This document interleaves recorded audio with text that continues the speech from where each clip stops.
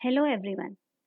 जैसा कि आप जानते हैं कि जुलाई मंथ को हमने प्रोजेक्ट जुलाई के रूप में चुना है और इस प्रोजेक्ट में हमने हिंदी के लिए चुना है रीडिंग फॉर फ्लुएंसी। अब रीडिंग फॉर फ्लुएंसी के लिए हमने जो आपकी बुक चुनी है वो है छोटा मल्हा नासिर। लेकिन रीडिंग शुरू करने से पहले या इस बुक के बारे में बताने से पहले मैं आपको ये बताना चाहती हूँ कि आपकी रीडिंग जो है वो 5 स्किल्स पर डिपेंड होती है। रीडिंग फ्लुएंसी, आपका प्रोनाउंसिएशन, आपका वॉइस मॉड्यूलेशन, क्लैरिटी और एक्सप्रेशन। तो आज की क्लास में हम फोकस करेंगे आपकी फ्लुएंसी पर, प्रोनाउंसिएशन पर, वॉइस मॉड्यूलेशन पर और क्लैरिटी पर। एक्सप्रेशंस आप चाहें तो बना सकते हैं।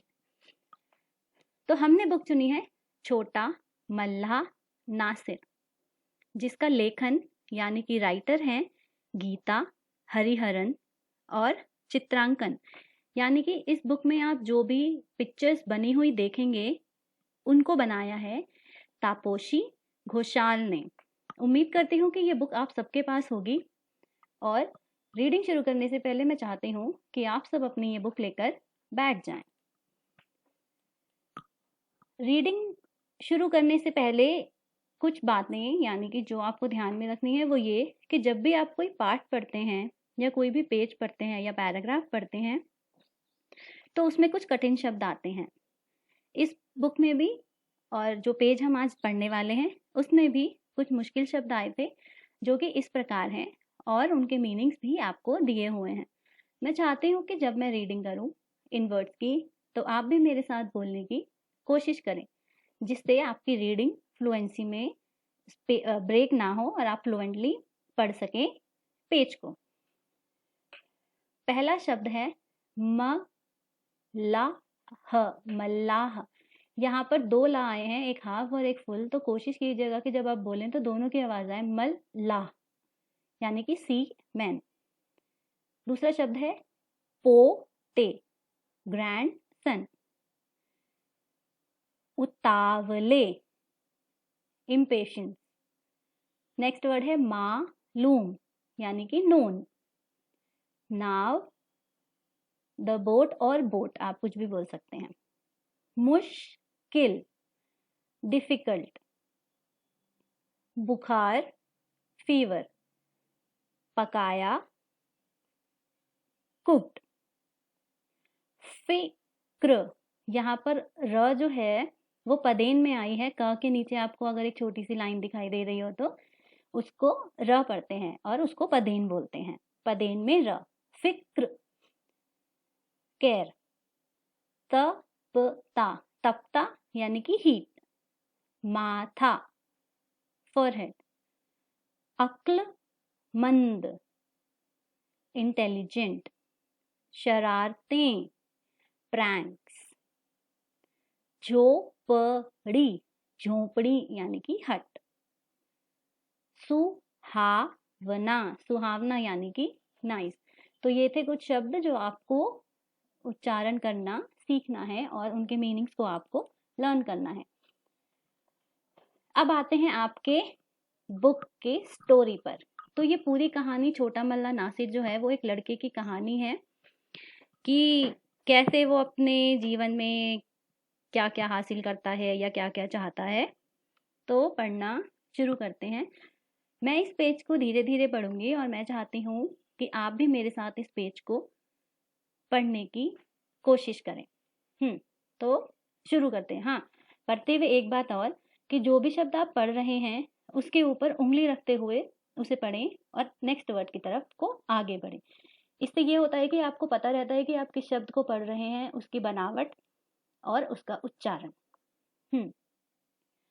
बूढ़े मल्ला अहमद ने पोते के छोटे से उतावले चेहरे को देखा।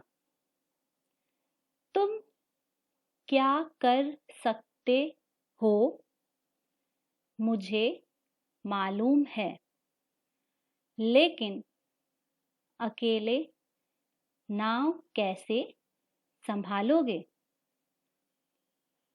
अहमद मियाँ ने मुश्किल से सिर हिलाया। और मैं इस बुखार से हिल भी नहीं पा रहा हूँ। खाना भी नहीं पकाया मैंने।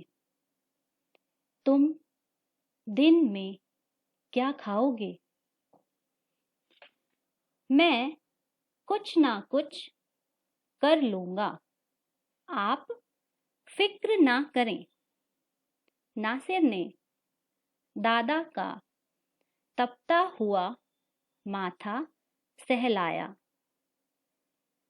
मैं आपके सिरहाने थोड़ा नारियल पानी रख कर जा रहा हूँ।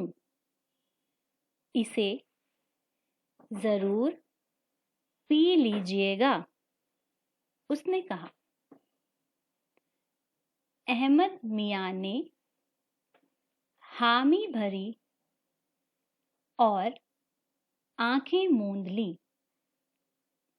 वे उठना चाहते थे, पर उनके शरीर की हर एक पसली दर्द से मोम हुई जा रही थी।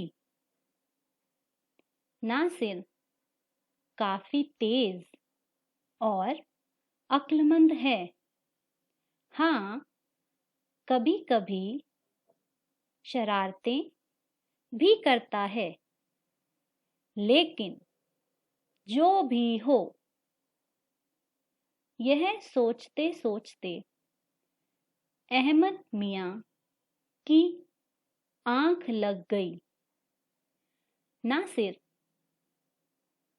उनकी बगल में बैठा रहा। जब उसे लगा कि दादा सो गए, तो वह दबे पांव अपनी झोंपड़ी से बाहर आ गया। बाहर धूप खिली हुई थी और अभी दिन सुहावना था। धूप तेज नहीं हुई थी। इतने अच्छे दिन पर दादा के बीमार होने से नासिर थोड़ा दुखी था, लेकिन जैसे जैसे वह उन जानी पहचानी गलियों से उछलते कूदते झील की ओर बढ़ा, वैसे वैसे उसकी उदासी कम होती रही। वह आज पूरे दिन नाव का मालिक था, वो भी अकेले। बड़ा होने का यही तो मजा है। तो ये था आपका पेज छोटे मल्ला नासिर से। उम्मीद करती हूँ कि आप इस पेज को फ्लुएंसी के साथ पढ़ेंगे और घर पर भी इसे पढ़ने की प्रैक्टिस करेंगे। तो अब आते हैं आपके टास्क पर। आपको 2 टास्क दिए जा रहे हैं, बहुत ही इजी टास्क हैं, जिनमें जिन्हें आपको अपनी हिंदी जर्नल में करना है। ठीक है, तो आपका पहला टास्क, दिए गए वीडियो को सुने और मेरे साथ छोटा महला नासिर पुस्तक के पृष्ठ 2 को पढ़ने का प्रयास करें। Mean not with me only but also after finishing this video. मैं चाहती हूँ कि आप घर पर भी इस पेज को पढ़ने का प्रैक्टिस करें या कोशिश करें, और अपने से बड़ों को, अपने मम्मी पापा को या भाई बहन को इस पेज को पढ़कर सुनाएं। तो आपको और क्लियरिटी मिलेगी कि हाँ, आप सही पढ़ रहे हैं या नहीं। सेकंड टास्क है, दिए गए कठिन शब्दों से वाक्य निर्माण कीजिए। यहाँ पर आपको कुछ वर्ड्स दिए जा रहे हैं जिनसे आपको सेंटेंस फ्रेम करना है, और ये सेंटेंस फ्रेम आपको अपनी हिंदी जर्नल में लिखने हैं।